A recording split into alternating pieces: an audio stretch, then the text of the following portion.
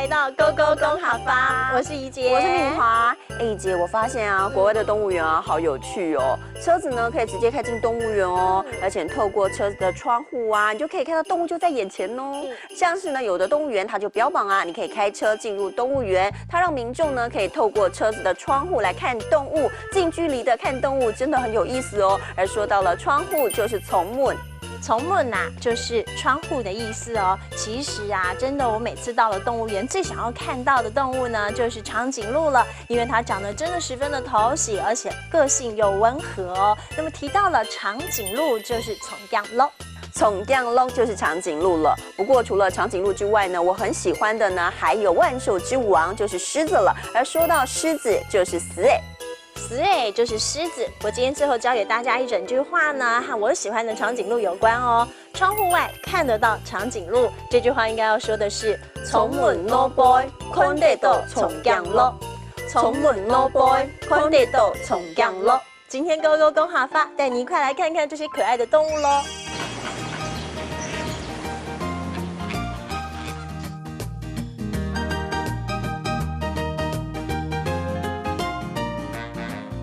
从降咯，真的有从降咯哎！它从那边吃，对不对？对啊。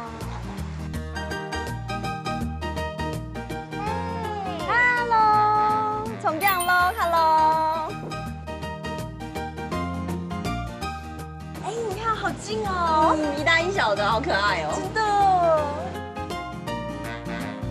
哎，姐姐，你看好多死诶哦。而且啊，离从门那么近，看起来好过瘾哦。对啊，真的好近哦。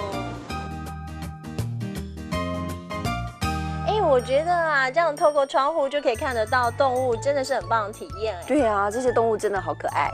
所以赶紧帮你复习一下呢，这一些教给你的客家话。首先呢，就是长颈鹿，长颈鹿就叫做从降咯，从降咯就是长颈鹿了。那我很喜欢的就是狮子了，狮子就是死诶，死诶就是狮子哦。其实啊，在国外啊，真的可以体验呢这种打开车子的窗户就看得到动物哦。那么窗户就叫做从门，从门就是窗户了，没错。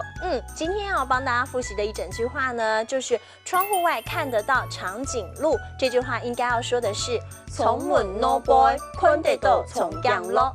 从门 no boy， 看得到从降咯。今天勾勾公哈发呢，带您来逛逛动物园，我们下次见，拜拜。